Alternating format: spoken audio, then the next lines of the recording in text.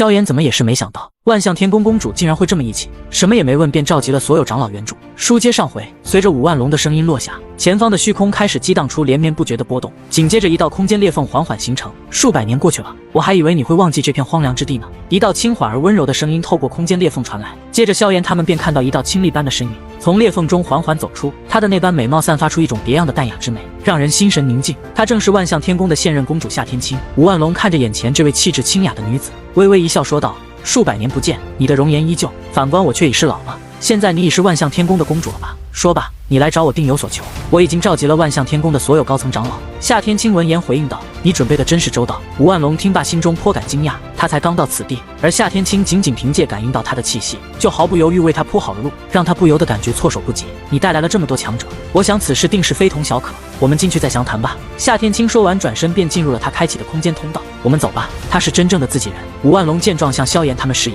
随后迈步向夏天清开启的通道行去。萧炎等人相互对视了一眼，感叹万象天宫的义气，什么都没问便全力以赴的支援。不过眼下的情况还是以夺回彩灵为主。想了想，萧炎几人也是踏入了那空间通道，消失而去。穿越漆黑的空间通道，数分钟后，萧炎他们终于来到了另一端的出口。跨步离开通道，眼前展开的是一片宏伟的宫殿群，而在前方数万丈远处是一座巨大的广场。广场中央立着一座1000尺高的石碑，其上刻满了文字，似乎是为了纪念某些人物。距石碑之后是一条宽阔的大道，通往一座高耸入云的暗金色大殿，远眺之下散发着庄严肃穆之感。这里是万象天宫的主宫万象宫，宫前那石碑名为万象碑，上面记载的是那些被派往下位面增援的强者。5万龙在萧炎他们前方解释道，随后与夏天清一同朝万象宫飞掠而去，萧炎等人紧随其后。当经过那座巨大的万象碑时，萧炎不由自主地瞥了一眼，碑上刻着一行行文字，是对那些前往下位面强者的永远纪念。到天元2品至尊，前往下位面高级位面，尊称道圣；归来，柳山河1品至尊，前往下位面超级位面，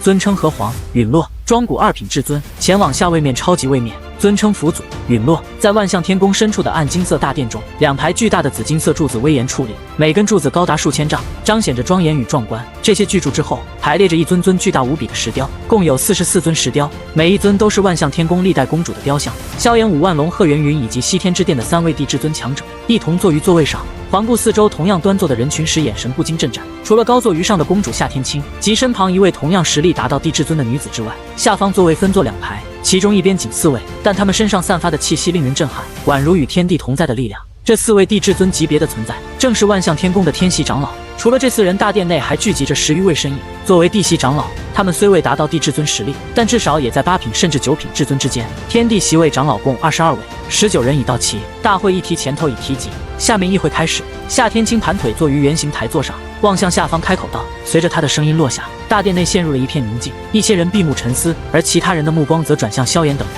有的人不解，为何夏天清会为几个陌生人召开这等级别的会议，但不知情的同时，也有几位资深长老了解背后原因，知晓夏天清曾在数百年前被5万龙所救。沉默持续了半个时辰，终于一位地席长老提出了第一个方案，而后其他长老也是接连提议。不到1个时辰，10数种方案被提出。这些方案中，获得大多数支持的有5种主流方案。方案1，动员强者包围神虚宫来以此要挟，不可行。提出者贺元云，6人赞成，20人反对。方案2，以万象天宫名义与神虚宫正式交涉，考虑到彩灵所到之物为镇宫之宝，此法疑似不可行。夏天清提出10人赞成，16人反对。方案3，绑架神虚宫重要人员交换彩灵，比较风险，提出者地席长老，12人赞成，14人反对。方案4，假扮神虚宫重要人物潜入解救彩灵，有风险，提出者萧炎，16人赞成，10人反对。方案5，以万象天宫的名义让神虚宫提出满意条件，而萧炎等人便要以这个条件交换彩灵，结果不可预测，提出者天席长老，19人赞成，7人反对。我认为为确保萧炎小友妻子安全，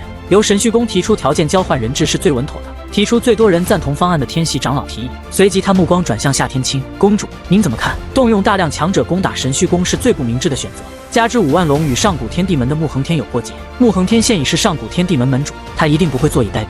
而且我们在此事中已无利可举，萧炎小兄弟的妻子潜入神虚宫已是冒犯之罪，盗取无银镜更是重罪，神虚宫完全无责，所以一切还是要看神虚宫方面的意思了。夏天清沉思片刻后回应，旋即他对着场中一位天席长老吩咐道：夏明长老，你最近去监视下上古天地门的近期动向，就交给我吧。听得命令，那位长老起身对着前者行了一礼，而后融入波动的空间中消失不见。那么这次会议到此结束，下一步我们就看看神虚宫有什么要求了。随着夏天清结束了这场会议，大殿中议论声四起，众人纷纷猜测神虚公究竟会提出什么条件。考虑到彩铃的行为，神虚公在维护自身利益时一定要求丰厚的补偿。而此刻的萧炎内心却并不安宁，他知道彩铃所做的一切都是为了寻找他，虽行动不当，但作为自己的妻子，他必将不惜一切代价救她出来。若神虚公真伤害了彩铃，那萧炎定不会放过他们。自从那场会议落下帷幕，整整7日便匆匆流逝。在萧炎一行人耐心等待中，终于是得到了来自神虚公的答复。然而令人哑然的是，答复不过简短的一句话。在万象天宫的一块宽敞广场上，站满了众多身影。此时他们的目光都集中在5万龙手中那张朱红色纸张上。一位长老愤怒地骂道：“这是在抢劫吗？告诉他们，这个人我们不救了。”